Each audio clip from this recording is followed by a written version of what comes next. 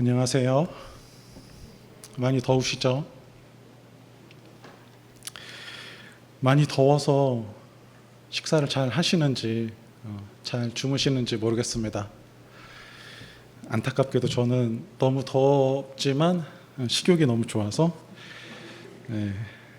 걱정 없이 잘 먹고 있고, 다만 자는 게 좀 편하지가 않더라고요. 에어컨을 켜고 자면 춥고 끄고 자면 덥고, 적당히 정말 조절하는 것이 정말 하나님의 은혜가 필요한 일인 것 같습니다. 또 코로나로 여러분들 힘든 시간을 보내고 계시지는 않은가 걱정도 되고 또한 고민도 됩니다. 정말로 어떤 분들은 코로나인지 모르고 잘 지나가는 분들도 계시지만, 또 어떤 분들은 정말로 큰 고민들과 어떤 중요한 선택들을 좀 하면서 사시는 시기인 것 같습니다. 여러분, 아무쪼록 하나님이 주시는 그 위로 안에서 마음의 위로를 좀 얻으셨으면 좋겠고, 우리의 삶 가운데 우리가 어떤 평안함으로 우리가 얻을 수 있는 평안함으로 기뻐하는 것이 아니라 하나님이 주시는 은혜와 위로 가운데 우리가 조금 평안하고 행복하게 살았으면 좋겠습니다. 어떤 상황에서도 하나님과 동행하시는 우리가 되었으면 좋겠습니다. 오늘 말씀은 성전에 대해서 이야기하고 있습니다. 지난주에 제가 저번에 에베소서를 설교를 하면서 우리가 함께 읽었던 본문이긴 하지만 말해야 할 것들이 조금 더 있어서 뒷부분을 다시 본문으로 잡고 오늘 말씀을 드립니다. 오늘 말씀은 에베소 교인들에게, 바울이 에베소 교인들에게 하는 말씀이죠. 이제 막 하나님의 자녀가 된 사람들에게 바울이 말하기를 너희가 하나님의 성전이다 말하고 있습니다. 20절에 너희는 이라고 하면서 분명히 누군가를 말하고 있고, 22절에도 너희도 라고 말하면서 다시 한번 너희라는 것을 분명히 하고 있습니다. 에베소 사람들이, 에베소 성도들이 성전이라는 것입니다. 여러분, 익숙한 말씀이신가요? 너희도 성령 안에서 하나님이 거하실 처소가 되기 위하여 라고 말하고 있어요. 오늘 바울은 성전에 대해서 너희가 하나님이 거하실 성전이라고 말을 하고 있다는 것입니다. 성전보다는 더 그 뜻을 분명히 하기 위해서 우리는 성소라는 말이 더 분명한 의미를 갖고 있다 말씀드립니다. 왜냐하면 우리나라 말로 성전하면 성은 거룩하다는 뜻이고 전은 전한다, 전할 전자거든요, 한자어로. 그런데 그것보다는 성소라고 하는 것이 더 오늘 성경에서 말하고 있는 그 뜻이 분명하게 드러난 단어입니다. 왜냐하면 성소는 그 뒤에 소자가 거하다라는 뜻을 가지고 있기 때문에 그래요. 성경에서 하나님이 직접 성소라는 말을 쓰시면서 또한 사람들도 성소라는 말을 할 때 그 소자에는 머무르다라는 뜻이 있습니다. 어떻게 머무르는가? 제가 여기 머무르고 가는 것이 여기가 소라는 그 단어에 적합하지 않습니다. 무슨 말이냐면 한 곳을 정해놓고 계속 거기 거할 때 이 단어를 사용하신다는 겁니다. 무슨 말이냐면 성소는 성소는 하나님이 한 곳을 정해놓고 내가 여기에 계속 있겠다라고 하실 때 쓰는 단어라는 겁니다. 다시 말해서 성소와 성전은 하나님이 스스로 거하시겠다가 말씀하신 하나님의 집이라고 할 수 있습니다. 이 단어의 뜻은 거주하다, 거하다, 편안하게 눕다 한 곳에 터를 잡고 살다, 이런 뜻이 있기 때문에 성소라고 말하고 성전이라고 말할 때는 하나님이 잠깐 계셨다가 가는 곳, 하나님이 지나가는 곳을 말하는 것이 아니라 하나님이 계속 거하실 곳을, 그 장소를 말할 때 성소와 성전이라고 말한다는 것입니다. 여러분들은 어느 곳에 제일 오래 계세요? 저는 사무실에 오래 있습니다. 그렇다고 사무실이 제 집이 아니죠. 그런 것처럼 하나님이 나타나셨다고 다 성전이 아니고 하나님이 계셨다고 다 성전이 아닙니다. 하나님은 성경에서 내가 거기 있겠다라고 말씀하신 그 곳만 성전이 되는 것입니다. 하나님은 자기가 스스로 계시겠다라고 성경에서 말한 부분이 몇 안 돼요. 아주 적습니다. 그 몇 안 되는 것 중에 하나가 바로 에베소 교인들에게 말한 그 성전입니다. 하나님은 거하시겠다라고 한 부분이 성경에서 단 3곳 나오는데요. 첫 번째, 내가 거하겠다라고 한 부분은 성막이었어요. 이스라엘 백성들이 광야에 거하는 동안 하나님께 예배할 수 있었던 성막을 하나님은 처음 내가 거기 있겠다라고 하셨던 곳이었습니다. 그 이야기를 조금 하면요, 하나님은 당시 이스라엘 백성들에게 굉장히 위엄과 굉장히 영광스러운 모습으로 사람들에게 보이셨어요. 시내산에서 하나님의 모습을 사람들에게 나타낼 때 굉장히 위협적인 불과 구름으로 나타나셨어요. 그래서 사람들은 굉장히 두려워했어요. 하나님께 사람들은 아마 호기심이 있었을 거예요. 하나님이 어떤 분이신가 보고 싶었을 것이지만 하나님이 굉장히 위협적으로 나타난 그 모습에 사람들은 다가설 수 없었을 겁니다. 성경 출애굽기에서 그 하나님의 모습을 이렇게 표현하고 있어요. 우레와 번개와 빽빽한 구름이 산 위에 있고 나팔 소리가 매우 크게 들리니 진중에 있는 모든 백성이 다 떨더라. 시내산의 연기가 자욱하니 여호와께서 불 가운데서 거기 강림하심이라. 그 연기가 옹기가마 연기같이 떠오르고 온 산이 크게 진동하며 라고 말하고 있어요. 성경은 또한 맹렬한 불이라는 단어로 하나님의 나타나심을 말하고 있어요. 여러분, 하나님 곁으로 우리가 가고 싶다고 갈 수 있었겠습니까? 우리도 갈 수 없었을 뿐더러 이스라엘 백성들도 갈 수 없었던 것이 너무나 명확합니다. 하나님은 그런 분이세요. 우리가 다가갈 수 없는 엄청난 위엄과 영광스러운 분이세요. 그런 하나님이 이스라엘 백성들의 그 살고 있는 천막들 사이에 정 가운데에 자신의 성소를 두겠다 말씀하셔서 시내산의 엄청난 불 가운데 계시던 하나님이 이스라엘 광야의 사람들 사이의 정 가운데에 자기의 집을 두셨습니다. 저는 이것만 봐도 굉장히 감동스러웠어요. 우리가 다가갈 수 없는 하나님이신데 하나님이 우리에게 오시는 분이시구나. 그 모습도 원래의 모습이 아니라 정말 작게 만드셔서 그 시내산에서 타는 그 맹렬한 불 같은 모습이 아니라 정말 표현이 조금 하나님께 죄송하지만 아주 귀여운 불로 우리 성막 가운데 제단 위에 나타나신단 말입니다. 그들이 성막을 짓고서 첫 번째 하나님께 제사를 드릴 때 불이 여호와 앞에서 나와 제단 위에 번제물과 기름을 사른지라 온 백성이 이를 보고 소리 지르며 엎드렸더라 라고 하면서 제단 위에 불로 임하시면서 그 성소에 임하시는 모습을 볼 수 있어요.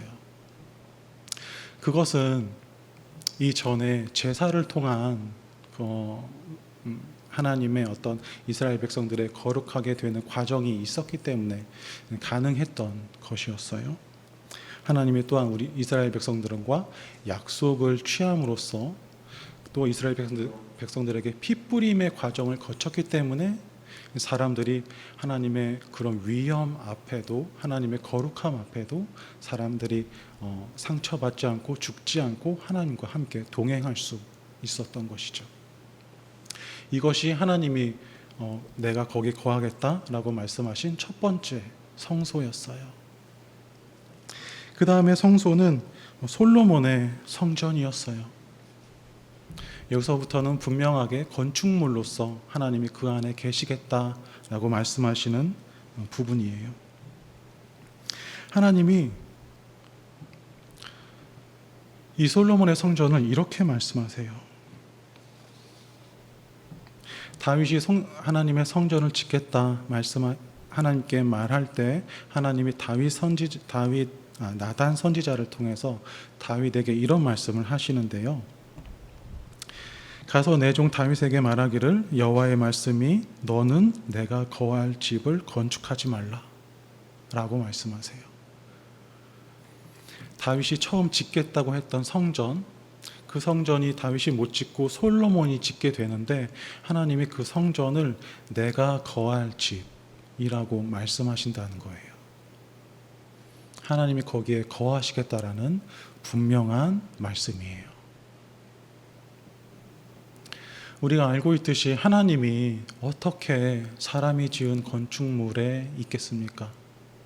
하나님은 오늘 말씀에도 나와 있지만 하늘의 하늘이라도 하나님은 다 담을 수 없는 이 세상인데 하나님이 자기 백성을 사랑하심으로 또한 그들이 하나님께 정말 열심인 제사를 통해서 거룩하게 되는 과정을 통해서 하나님이 성전에 임하실 수 있는 모습을 우리가 볼 수 있지요. 성전을 다 짓고 나서 솔로몬이 하나님께 기도를 하고서 성전을 짓고 나서 첫 번째 제사 드릴 때 또한 마찬가지로 솔로몬의 기도를 마침에 불이 하늘에서부터 내려와서 그 번제물과 제물들을 사르고 여호와의 영광이 그 성전에 가득하니 여호와의 영광이 여호와의 전에 가득함으로 제사장들이 여호와의 전으로 능히 들어가지 못하였고 이스라엘 모든 자손은 불이 내리는 것과 여호와의 영광이 성전 위에 있는 것을 보고 돌을 깐 땅에 엎드려 경배하며 여호와께 감사하여 이르되 선하시도다 그의 인자하심이 영원하도다 라고 말했습니다. 하나님은 사람들 사이에 자기가 거할 곳을 정하시면서 거기에 거하시는 분이셨어요. 하나님이 자기 백성들을 얼마나 사랑하셨는지 알 수 있는 부분이죠. 하나님이 어떻게 사람이 정한 건축물과 어떻게 사람이 정한 그 방법대로 임하실 수 있는 분인가요? 그다지 정말로 그렇게 하나님이 우리를 향한 사랑이 아니고서는 정말 설명할 수 없는 부분인 것 같습니다. 또한 하나님이 거하시겠다라고 하시는 곳에는 공통적으로 하나님의 불이 내려와서 임하는 모습을 볼 수 있어요. 그렇게 하나님이 내가 거기에 임한다라는 사인을 그렇게 주시는 것이죠. 하나님은 우리를 찾아오시는 분이세요. 하나님은 우리와 함께 거하시는 분이세요. 우리와 동행하시는 분이세요. 이랬던 하나님의 성소와 성전이 예수님을 통해서 이제 완전히 새롭게 변화하게 됩니다. 여기가 마지막 부분인데요. 예수님이 성전을 깨끗하게 하실 때 사람들이 네가 누군데 이런 일을 하느냐라고 말했어요. 그렇게 말씀을 들었을 때 예수님은 이런 말씀을 하셨어요. 너희가 이 성전을 헐라 내가 사흘 동안에 일으키리라. 21절에 요한복음입니다. 예수는 성전된 자기 육체를 가리켜 말씀하신 것이라. 그 당시에 유대인들은 성전을 갖고 있는 것이 굉장한 자부심이었어요. 하나님의 말씀을 따르지도 않으면서 성전을 갖고 있는 것만으로도 그 사람들은 만족했어요. 예수님이 그 성전을 뭐라고 부르세요? 도둑들의 소굴이라고 부르죠. 사람들은 그 성전을 갖고 있음으로 해서 괜찮다라고 생각했어요. 그러나 하나님이 보시기에 그들은 다 도둑놈들이었어요. 그 사람들은 하나님의 성전을 갖고 있는 것만으로 충분하다고 생각했고 수많은 나쁜 짓을 해도 괜찮다 생각했던 것이죠. 하나님은 그래서 새로운 성전을 우리에게 주셨어요. 예수님은 우리를 새로운 성전으로 삼으셨어요. 하나님은 더 이상 사람이 만든 건축물과 성막에 거하시는 것이 아니라 우리의 육체에 거하신다라고 말씀하세요. 하나님이 거하시는 성전에는 공통점이 있었잖아요. 그동안 성막과 솔로몬의 성전에 어떤 일이 있었어요? 거기에 하나님이 거하시겠다라고 할 때 하나님의 불이 거기에 나타나는 하나님의 분명한 모습이 있었죠. 하나님의 우리의 육체를 성전으로 삼으실 때 이런 일이 있었어요. 마치 불의 혀처럼 갈라지는 것들이 그들에게 보여 각 사람 위에 하나씩 임하여 있더니 그들이 다 성령의 충만함을 받고 성령이 말하게 하심을 따라 다른 언어들로 말하기를 시작하니라. 성령 강림 사건을 이야기하는 거예요. 하나님이 우리 안에 성령 하나님으로서 온전히 거하시면서 그동안 하나님이 거하실 때마다 나타났던 불이 우리에게 임하였던 것이에요. 바울은 이렇게 말합니다. 너희가 하나님의 성전인 것과 하나님의 성령이 너희 안에 계시는 것을 알지 못하느냐. 여러분, 성전이 무엇입니까? 여러분, 성소가 어딘가요? 하나님이 어디 계시죠?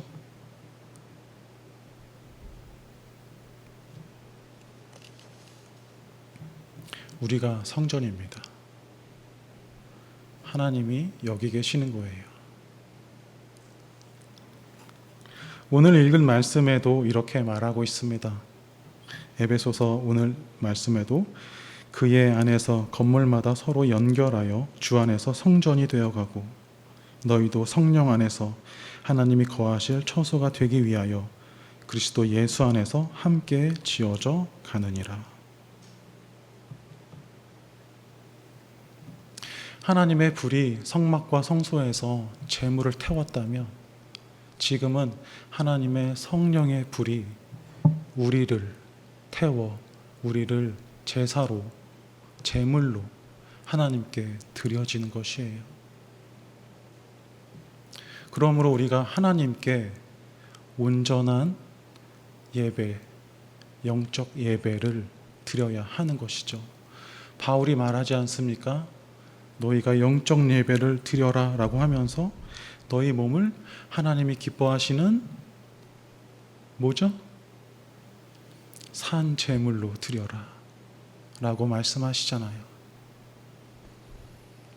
성전이 건물이 아닙니다. 우리가 성전입니다. 우리가 성소입니다. 하나님이 여기 계신 게 아니라 나에게 있습니다. 여러분에게 있고요. 바울은 고린도후서에서 또한 이렇게 말합니다. 그 당시에 사람들이 굉장히 음란한 사람들이 많이 있었죠. 음행을 피하라. 사람이 범하는 죄마다 몸 밖에 있거니와 음행하는 자는 자기 몸의 죄를 범하느니라. 너희 몸을 너희가 하나님께로부터 받은 바 너희 가운데 계신 성령의 전인 줄을 알지 못하느냐. 온전히 우리가 하나님의 전으로서 살아야 된다라고 말씀하시는 말씀입니다. 그렇다면 여러분, 우리가 어떻게 하나님의 전으로서 합당하게 살아갈 수 있을까요? 오늘 말씀에서 하나님의 전으로서 너희가 살아가라 말합니다. 되어가라 말합니다. 지어져 가라 라고 말합니다. 어떤 부분은 하나님께서 우리에게 선언하시는 선포의 말씀이 있어요. 우리가 이해할 수 없지만 우리가 그렇다라고 말하는 부분이 있어요. 예를 들면 이런 거죠. 너희는 세상의 소금이다. 너희는 세상의 빛이다. 나는 소금처럼 살지 못하는데, 나는 빛처럼 살지 못하는데 하나님은 선언해 버리세요. 그런 말씀이 있는 반면에 오늘 말씀은 선언하지 않고 선언하면서도 또한 더욱더 지어져 가라. 점점 더 그렇게 되어져 가라 말씀하세요. 오늘 말씀이 그런 이야기를 하면서 건물을 예로 들고 있어요. 제가 오늘 말씀을 준비하면서 야, 참 우리 교회에 딱 맞는 그 예화다 생각했어요. 왜냐하면 저희 교회가 하나의 건물이었다가 교회가 성장하면서 또 하나의 건물을 붙여서 지었잖아요. 그런데 우리가 이 두 개의 건물을 두 개로 부릅니까? 아니죠. 이 건물은 하나잖아요. 우리가 그렇다는 거예요. 우리 안에 있는 복음이 잘 심기워지고 확대되고 확장되어서 이 교회가 우리의 하나님의 성전이 더 확대되고 확장되어서 또 다른 복음을 가진 자가 하나님의 전이 되고 그와 내가 하나님의 전이 된다.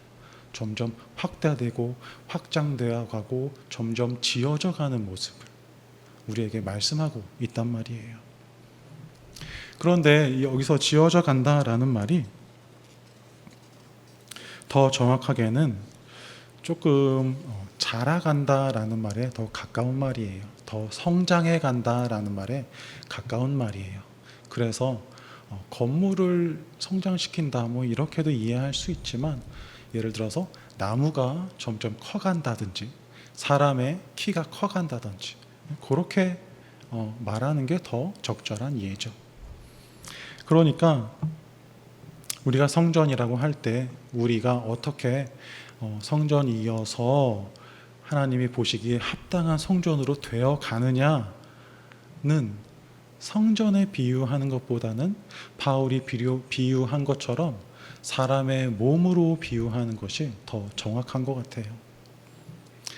바울은 우리, 성전된 우리, 교회를 이야기하면서 너희가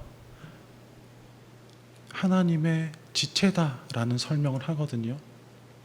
머리는 예수님이시고 너희가 각 모습을 갖춘 여러 가지 마치 사람의 몸 같은 교회다라고 말을 한단 말입니다. 사람의 몸은 어떤 모습을 갖추고 있습니까? 너무나 다양하고 다른 모습들을 갖추고 있죠. 그런데 우리 몸에는 불필요한 것들이 아무것도 없어요.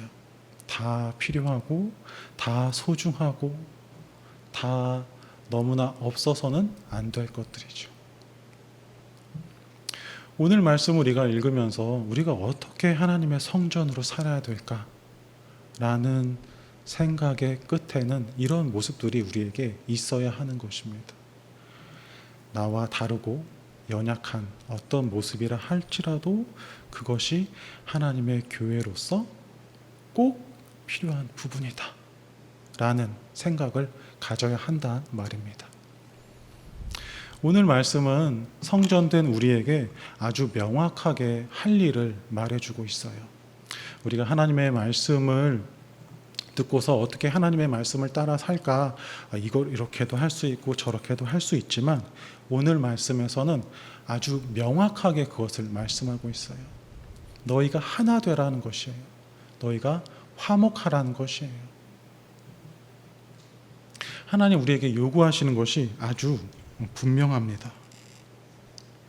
먼저는 우리가 하나님과 화목해야 하는 것이 너무나 분명하고, 또한 우리가 서로 화목하라라고 말합니다. 그것이 우리가 하나님의 성전된 모습이라고 말하고 있습니다. 에베소 교인들은 그들이 이방인이었기 때문에 유대인들과 굉장히 사이가 안 좋았죠. 서로 죽이기까지 하는 어떤 적대감이 있었는데, 그들 사이에 하나 된 모습을, 화목된 모습을 갖추라라고 말하는 것입니다. 우리에게도 그렇죠. 우리가 누구를 미워할 만큼, 누구를 죽일 만큼 미워하진 않아도 우리 안에 있는 어떤 그 보이지 않는 경계들로 인해서 우리가 서로를 품지 못할 때가 있다는 이야기입니다. 오늘 말씀은 그 부분에 대해서 아주 명확하게 이야기하고 있어요. 너희가 화목해라. 그러면 우리가 하나님의 전인 것도 알았고, 우리가 화목해서 하나님의 전의 모습으로, 하나님이 거하실 성전의 모습으로 살아가는 것도 알았다라고 할 때, 그럼 우리가 어떻게 서로 화목할 수 있을까요? 우리가 서로 어떻게 이 코로나 시대에, 이 더운 여름에 잘 화목할 수 있을까요? 한번 생각해 보십시오. 어떻게 우리가 하나님과 화목하게 된 것처럼 성도들과 화목하게 될까요? 대단히 위대한 것들을 생각하시면 안 됩니다. 아주 소소하고 아주 일상적이고 아주 현실적인 것들을 생각하시면 좋겠습니다. 제가 오늘 말씀을 시작하면서 여러분께 인사를 했어요. 많이 더우시죠? 잠을 잘 주무시나요? 식사는 잘 하시나요? 코로나로 힘드신 분들이 있으실 텐데 하나님께 위로가 되었으면 좋겠습니다. 이렇게 인사했어요. 우리가 만나지 못하는 이 시대에 온라인 예배를 드리고 온라인으로 모임을 갖고, 우리가 만나지 못하는 이 시대에 우리가 서로 어떻게 화목할 수 있을까요? 저는 부탁하기를 여러분들께 인사하자 말하고 싶습니다. 우리가 만나지 못하는 분들에게 편지 쓰겠습니까? 지금 집 앞에 가서 노크하겠습니까? 그럴 수가 없죠. 카톡으로 인사 한번 하는 것이 우리가 현실적으로 매일매일 할 수 있는 좋은 방법이라고 생각해요. 특히 남자분들은요, 굉장히 간략하게 인사합니다. 카톡에 2글자면 충분합니다. 수고. 이거면 모든 뜻이 다 통합니다. 아니, 너무 삭막한 거 아니야? 아니에요. 충분해요. 이 말로 마음이 다 통합니다. 또 뭐라고 할 수 있을까요? 밥은? 이 2글자로 충분합니다. 우리가 현 상황에서 만나지 못하는 것이 너무나 아쉽고 할 수 있는 것이 없지만, 우리가 이렇게라도 간단하게 서로를 좀 돌아보고 인사하고 내가 너를 생각하고 있다, 나의 마음을 이렇게 표현해 보는 것들을 좀 권면드리고 싶습니다. 가끔 카톡을 하면, 요즘에 카톡을 또 너무 많이 하니까 내 카톡이 좀 불편한 게 아닌가, 너무 많이 보내면 일상생활 중에 조금 불편하지 않으실까, 이런 마음이 들어서 조금 스스로 절제하기도 하거든요. 그런데 우리가 지금 이 상황에서는 할 수 있는 것들이 너무나 없어서 이런 부분들은 좀 우리가 잘 좀 받아들이고 인사하고 좀 그럴 수 있는 부분이 아닌가 싶기도 합니다. 여러분, 삭막한 시대에 삭막한 마음을 가지시면 안 됩니다. 그러면 우리가 세상 사람들과 다를 것이 없습니다. 처음 그리스도인이라 불리웠던 그 시기에 우리 믿는 자들은 세상 사람들과 많이 달랐습니다. 어디 가나 티났고 어디 가나 유독 자신의 모습을, 자신의 정체성을 드러내는 사람들이었어요. 우리는 가만히 있는 사람들이 아니었습니다. 우리는 무언가를 기다리는 사람들이 아니었어요. 우리는 스스로 찾고 적극적으로 누군가를 구하고 누군가에게 다가가는 사람들이었어요. 왜 로마 사람들이, 예를 들어서 고넬료 같은 사람들이 있잖아요. 왜 그들이 로마 군인으로서 부유한 삶을 살면서도 왜 그리스도인들을 선망했는지 아세요? 왜 그리스도인들을 더 우러러 보았는지 아세요? 그들에겐 뭔가 특별한 것이 있었기 때문이에요.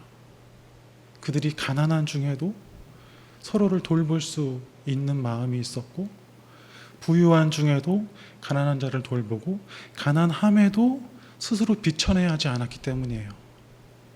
저 사람들은 왜 저러지? 라는 생각에서 비롯했기 때문에 그들은 뭔가 다르네? 라는 생각을 했기 때문이에요.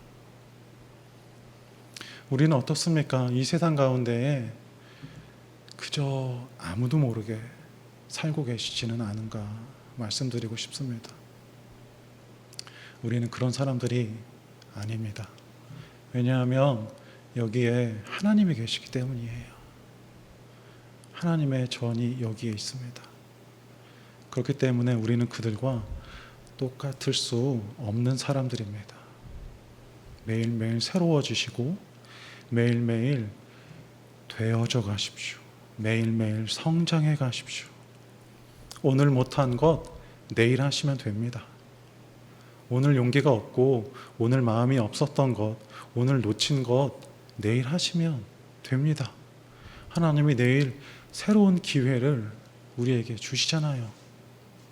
계속 우리에게 성장시킬 수 있는 기회들을 우리에게 주시고 계신 겁니다. 하나님의 전으로서 합당하게 사는 우리가 되었으면 좋겠습니다. 기도하겠습니다.